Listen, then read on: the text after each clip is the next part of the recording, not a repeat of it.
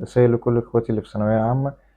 اول حاجة هي ان انتوا ما تقلقوش، واعمل اللي عليك واسعى، وتأكد ان ربنا هيكرمك بكل خير ان شاء الله. ربنا سبحانه وتعالى ذكر في القرآن ان الانسان معلوش غير السعي، انت عليك السعي بس، والنتيجة دي بتاعت ربنا. ربنا سبحانه وتعالى ما قالكش انجح وكسر النجاحات واعمل كذا وكذا، لا، ربنا قالك تسعى، وتأكد إن تعبك دوت مش هيضيع أبدا عند ربنا. كل تعب أنت بتتعبه فبيبقى ليه ثواب عامة، وكله بالنوايا بتاعتك. وما تحطش كلية واحدة كهدف ليك.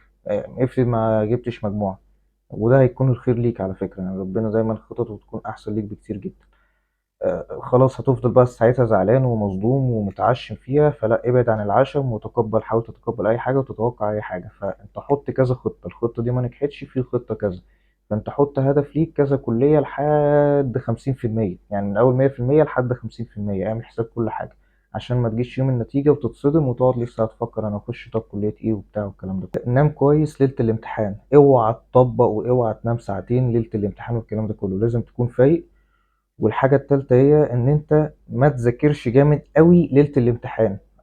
زي اللي عنده ماتش، هل بقى قبليها بيوم بيقعد يتمرن جامد قوي عشان الماتش اللي تاني يوم ده؟ لا، بيتمرن جامد قبلها، بس بيجي قبل الماتش بيوم ممكن يعمل له شوية تمارين خفيفة كده وخلاص عشان يقدر يكون في الفورمة الماتش بتاع بكرة. سواء بقى في الماراثون في الكلام ده كله، حتى هتلاقي اللي رايح ماراثون ما بيجريش كتير قبليها بيوم، ما بيجريش اصلا، يمكن بيجري بس حاجات خفيفة كده وتسخين. وما تذاكرش مادة واحدة بس على مدار اليوم، حاول تكون في مادتين، ده بيبقى الأحسن للعقل إنك تذاكر مادتين في يوم واحد. لازم يكون أكتر من مادة عامة عشان تقدر تستوعب أكتر. الحاجة الأخيرة هي الحل. الحل أهم كتير قوي من الشرح، ما تقعدش تشوف في شرح شرح شرح شرح شرح بس. الحل حرفيا 75% أساسا من نتيجتك ساعتها.